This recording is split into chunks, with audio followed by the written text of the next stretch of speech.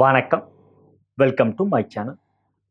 பாரத் கர்மா healing centre சார்பாக ஜோதிடர் நல்ல பிரம்மா பேசுகின்றேன். தற்பொழுது நாம் மார்ச் மாத ராசி பலன்களை காணவிருக்கின்றோம்.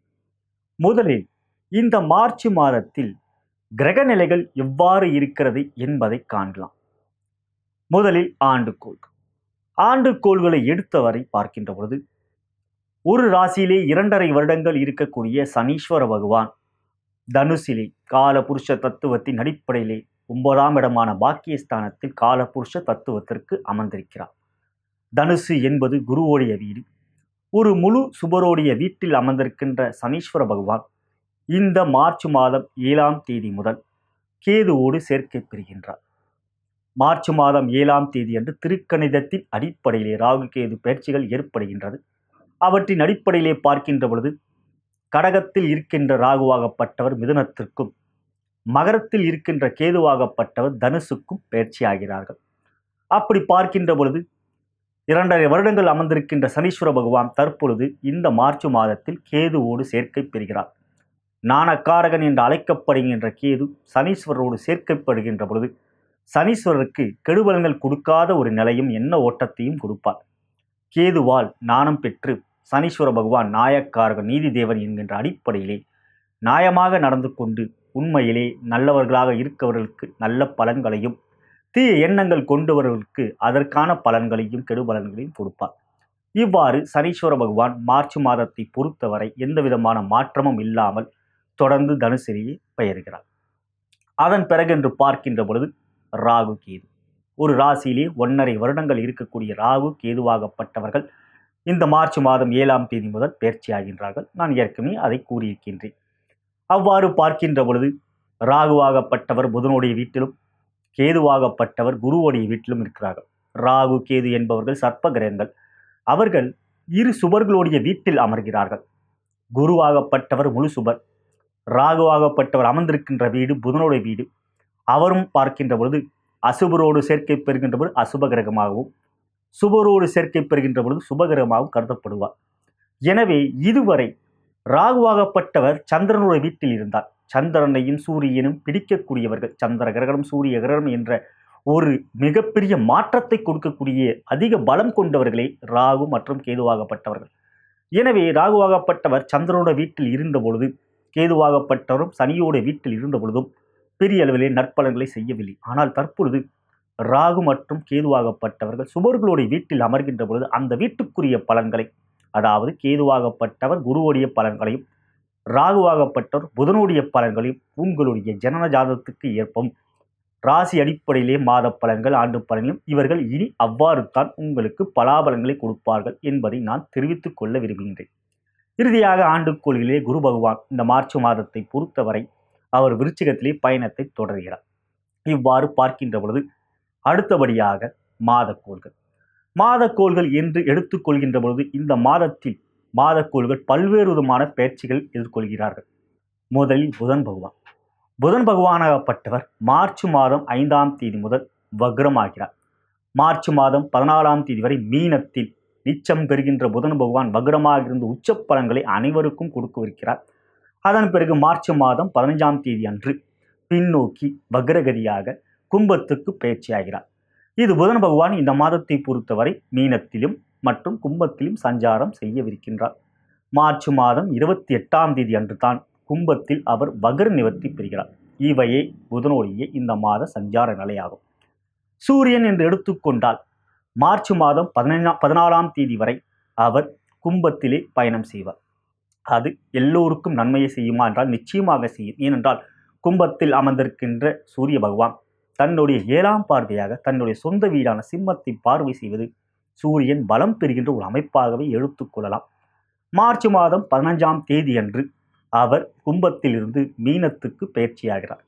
அது சிம்ம ராசிக்கு 8ஆம் இடம். எனவே அரசாங்க விகிதத்தில் பார்க்கின்ற பொழுது பல்வேறு விதமான குழப்பங்கள் அரசு ரீதியாக, மேலும் ஆட்சி ரீதியாக இவையெல்லாம் பல்வேறு விதமான குழப்பங்களையும் பெரிய போராட்டங்கள், எழுச்சிகள் ஏற்படக்கூடிய ஒரு நிலையாகவும், அரசு சம்பந்தப்பட்ட விஷயங்களில் பல்வேறு விதமான சஞ்சனங்களும் மக்களுக்கு அதனால் அவதிகளும் ஏற்படக்கூடிய ஒரு நிலையாகவே இருக்கும். ஏனென்றால் சிம்மத்துக்கு 8ஆம் இடமான அஷ்டமத்தில் சூரியன் அமர்கின்ற இந்த மாதத்தின் பிற்பகுதியிலே பல்வேறு விதமான குழப்பங்கள் ஏற்பட இருக்கின்றது.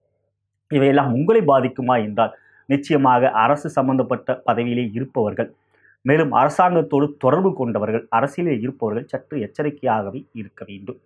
மேலும் கான்ட்ராக்ட் இவையெல்லாம் செய்து கொள்கின்றவர்களுக்கும் கூட்டு தொழில் செய்பவர்களுக்கும் பல்வேறு விதமான பிரச்சனைகள் ஏற்படக்கூடிய ஒரு நிலையாகவே மாதத்தின் பிற்பகுதியில் மார்ச் மாதம் 15ஆம் தேதி முதல் மீனத்தில் சஞ்சாரம் செய்கின்ற சூரிய பகவான் அவ்வாறு பலன்களை கொடுப்பார். இருப்பினும் சூரியனுக்கு வீடு கொடுத்த குருவுடைய பார்வையை சூரியன் பெறுவதனால் பெரிய அளவில் நாட்டுக்கும் மக்களுக்கும் பாதிப்புகள் இல்லாத ஒரு வண்ணமாகவே இருக்கும். இவையெல்லாம் சூரியனுடைய பெயர்ச்சி இந்த மாதத்தில் இருக்கின்ற அமைப்பு ஏற்படுகின்றது. அதற்கு அடுத்தபடியாக பார்க்கின்ற பொழுது சுக்கிரன் மற்றும் செவ்வாயாகப்பட்டவர்கள் மார்ச் மாதம் 22ஆம் தேதி அன்று பயிற்சி ஆகிறார்கள். அதாவது சுக்கிர பகவான் மகரத்தில் இருந்து கும்பத்திற்கு மார்ச் மாதம் 22ஆம் தேதி பயிற்சி ஆகிறார். மேலும் செவ்வாய் பகவானாகப்பட்டவர் மார்ச் மாதம் 22ஆம் தேதி அன்று மேஷத்தில் இருந்து ரிஷபத்துக்கு பயிற்சி ஆகிறார்.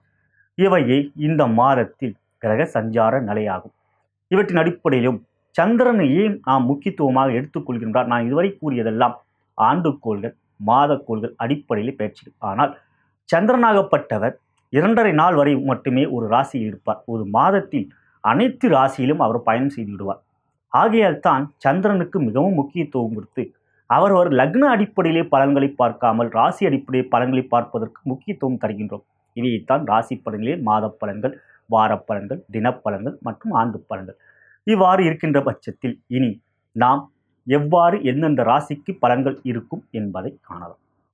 தற்பொழுது நாம் மதிப்பிற்குரிய கன்னிராசி அன்பர்களுக்கான மார்ச் மாத கோச்சார பலன்களை காணவிருக்கிறோம். அன்புள்ள கன்னிராசி அன்பர்களே, எல்லோரிடமும் கனிவாகவும் இனிமையாகவும் பேசி எந்த ஒரு செயலையும் அழகாக மிக தெளிவாக நிறைவேற்றிக் கொள்ளக்கூடிய ஆற்றல் படைத்தவர்கள் நீங்கள். நண்பர்கள் எப்பொழுதும் உங்களுக்கு மகிழ்ச்சியான உதவிகள் செய்வார்கள். எல்லோருக்கும் உங்களை பிடிக்கும்.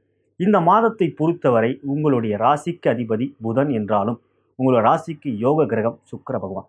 அவர் இந்த மாதத்தை பொறுத்தவரை மிக சிறப்பாக 5ஆம் இடத்தில் அமர்வது, லட்சுமி ஸ்தானமான 5ஆம் இடத்தில் லட்சுமிக்குரியவனான சுக்கிர பகவான் மகிழ்ச்சியும் யோகத்தையும் குபேர சம்பத்தையும் கொடுக்கக்கூடியவர் சுக்கிர பகவான். சுக்கிரனின் அதிதேவதை தான் மகாலட்சுமி. ஆகையால் 5இல் அமர்ந்திருக்கின்ற சுக்கிரன் இந்த மாதத்தில் உங்களுக்கு மிகப்பெரிய நன்மைகளும் மிகப்பெரிய ஏற்றத்தையும் கொடுப்பார்கள்.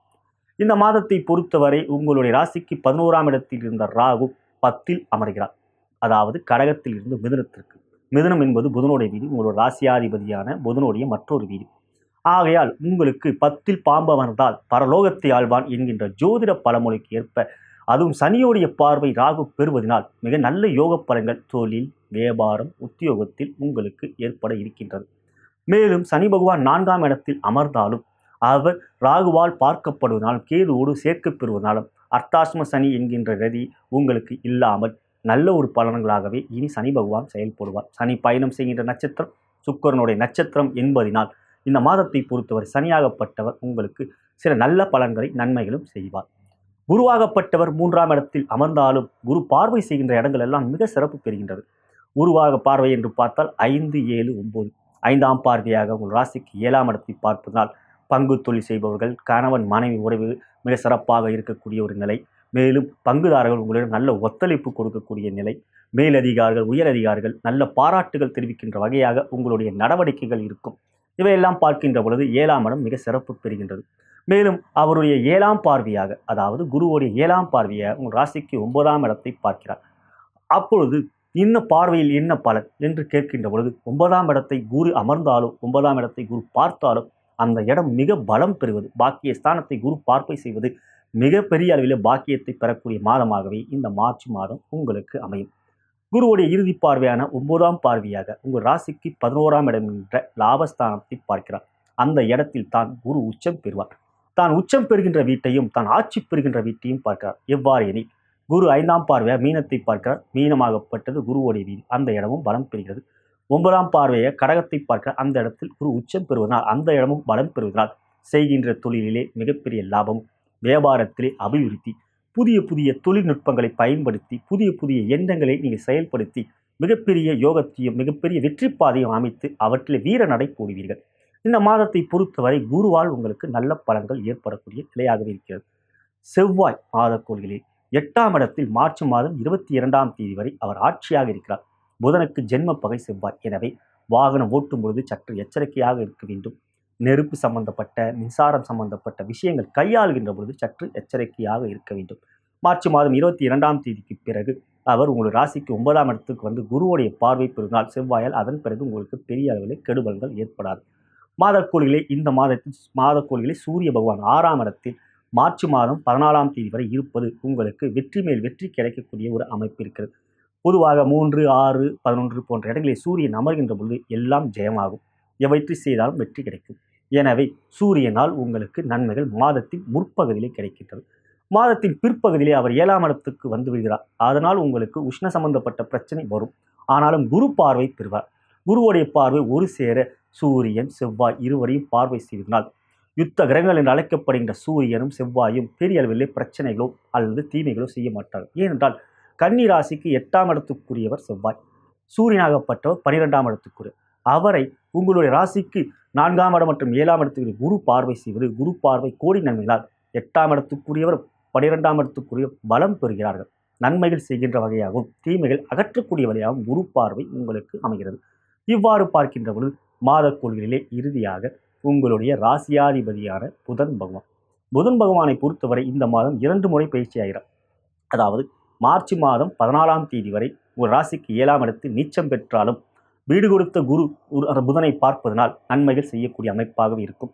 மார்ச் மாதம் 15ஆம் தேதி அன்று வக்ரமாக பின்னோக்கி கும்பத்துக்கு வந்து விடுகிறார். 6ஆம் இடத்தில் அமர்ந்திருக்கின்ற புதன் உங்களுக்கு நன்மைகளை மாதத்தின் பிற்பகுதியை செய்வார். கோச்சார ரீதியாக 6இல் புதன் அமர்வது நன்மையே.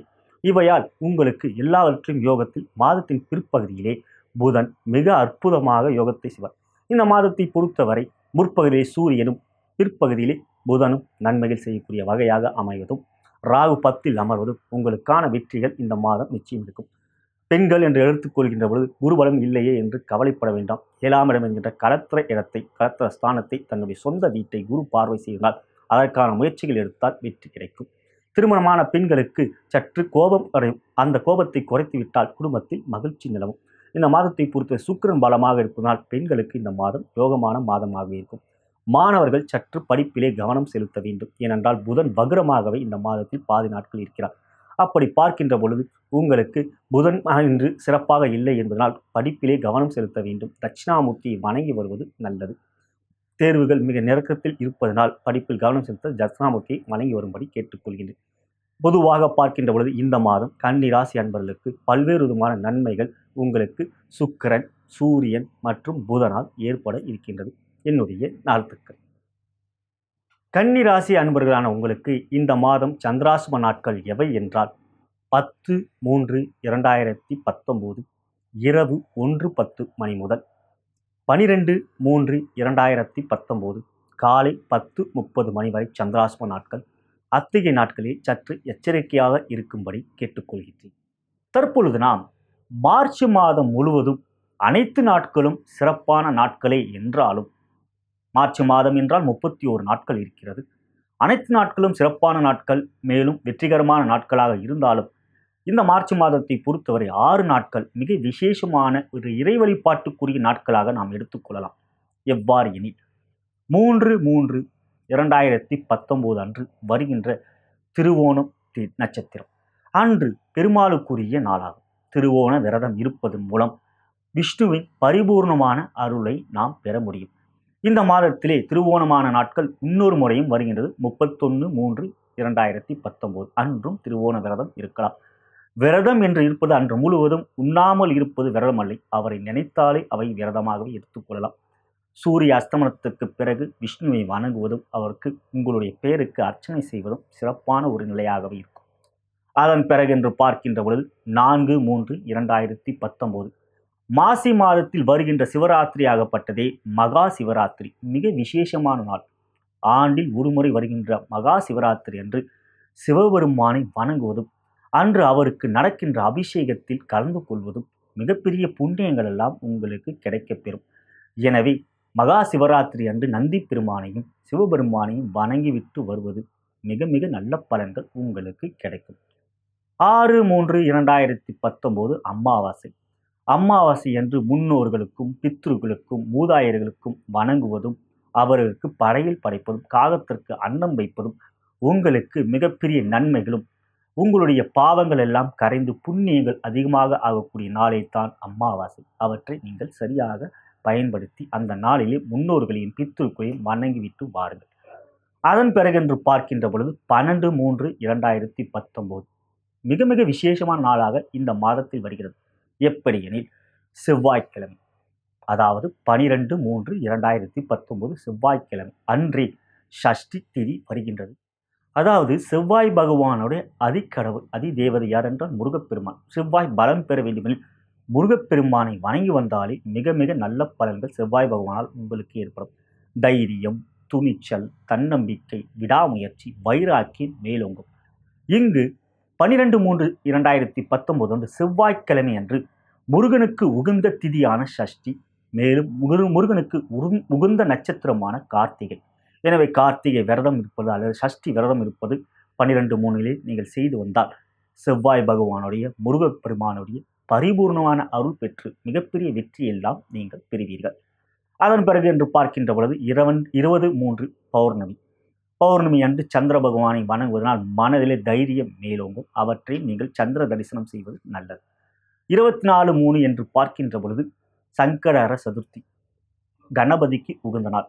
அன்றைய நாளில் சூரிய அஸ்தமனத்துக்கு பிறகு கணபதிக்கு நடக்கும் அபிஷேகத்தில் கலந்து கொள்வதும் உங்களுடைய பெயருக்கு அர்ச்சனை செய்வதும் கேது பகவானில் ஏற்படக்கூடிய கெடுபலங்கள் விலகி கணபதியின் அருள் கருணை உங்களுக்கு பரிபூர்ணமாக கிடைக்கும். எனவே இந்த மாதத்தில் இந்தந்த நாட்களிலே நீங்கள் இவ்வாறு இறை வழிபாடு செய்வதன் மூலம் உங்களுடைய ஆன்ம பலம் ஆத்ம பலம் எல்லாம் மேலோங்கும். வெற்றிகள் உங்களுக்கு நிச்சயம் கிடைக்கும். இங்கு நான் ஒரு முக்கியமான விஷயத்தை தெரிவித்துக் கொள்ள விரும்புகின்றேன். கோச்சாரம் என்பது அவரவர் ராசிக்கு அத்தனை நாட்களும் இவ்வாறு தான் இருக்குமா? அனைத்து ராசி நண்பர்களுக்கும், உதாரணமாக மேஷராசியில் பிறந்த அனைவருக்கும் இதே பலன்தான் நடக்குமா என்றால் நிச்சயம் கிடையாது. அவரவருடைய ஜனன ஜாதகம், பிறந்த நேரம், தேதி, மாதம், வருடம் மற்றும் பிறந்த இடம் இவற்றின் அடிப்படையில் லக்னம் என்பது வரும். லக்னம் என்பது அச்சாணி, மையப்புள்ளி. அதன் அடிப்படையிலே யோகாதிபதிகள் யார், அவயோகாதிபதிகள் யார் என்பது தெரிய வரும். தசைகள் எவ்வாறு இருக்கும் என்பது அதன் அடிப்படையில் தான் நாம் தெரிந்து கொள்ள அறிந்து கொள்ள முடியும். உங்களுடைய ஜென்ம நட்சத்திரத்தின் அடிப்படையிலே தசைகள் நடந்து கொண்டிருந்தாலும் அவையெல்லாம் லக்னத்தின் அடிப்படையிலே சிறப்பாக இருந்துவிட்டால் உங்களுடைய வாழ்க்கை எப்பொழுதும் மேன்மையை பெறும். ஆகையால் உங்களுடைய ஜனன ஜாதகம் எவ்வாறு இருக்கிறது என்பது தெரிந்து கொள்ள வேண்டுமெனில் ஒரு நல்ல ஜோதிடரும் உங்களுடைய ஜாதகத்தை காட்டி எவ்வாறு தசாபுத்தி அந்தரங்கள் நடந்து கொண்டிருக்கிறது என்பதை அறிந்து கொள்ளுங்கள். அவ்வாறு தெரிந்து கொள்கின்ற பட்சத்தில் எத்தகைய பிரச்சனைகள் இருந்தாலும் அவற்றுக்குரிய பரிகாரங்களை செய்வதற்கு எவ்வாறு என்பதை அந்த ஜோதிடர் உங்களுக்கு தெரிவிப்பார். நீங்கள் என்னை தொடர்பு கொண்டாலும் நானும் உங்களுடைய ஜாதகத்தை கணித்து ஆராய்ந்து எவ்வாறு இறை வழிபாடு செய்ய வேண்டும், மந்திரம், எந்திரம், தந்திரம் இவையெல்லாம் எவை உங்களுக்கு உகந்தது என்பதை எடுத்து கூறுவேன். என்னை தொடர்பு கொள்ள விரும்பும் பட்சத்தில் கீழே இருக்கின்ற அலைபேசி எண்ணிலே என்னை அழைக்கலாம். மேலும் வாட்ஸ்அப்லையும் ஸ்கைப்பிலையும் என்னை நீங்கள் தொடர்பு கொள்ளலாம். வெளியூரில் இருக்கும் நண்பர்கள் வீடியோ சேட் மூலியமாக, வாய்ஸ் சேட் மூலியமாக உங்களுடைய பலன்களை அறிந்து கொள்ளலாம். உள்ளூரில் இருக்கும் நண்பர்கள் நேரடியாக என்னுடைய அலுவலகத்துக்கு வந்து உங்களுடைய பலாபலன்களை நீங்கள் தெரிந்து கொள்ள முடியும். எனவே தகுந்த ஒரு அப்பாயின்மெண்ட் முன்பதிவு நீங்கள் செய்து கொண்டு என்னை நீங்கள் நேரிலே அணுகலாம் அல்லது அலைபேசி மூலமாக உங்களுடைய பலன்களை தெரிந்து கொள்ளலாம். நான் வணங்கும் குருமார்களும் சித்தர்மார்களும், நான் வணங்கும் பார்வதி தேவியும் சிவபெருமானும் இந்த மார்ச் மாதத்தில் உங்களுக்கு எல்லா விதமான மேன்மைகளையும் நன்மைகளையும் சந்தோஷத்தையும் வெற்றியையும் யோகத்தையும் தருவார்கள் என்று கூறி விடைபெறுகிறேன். நன்றி, வணக்கம்.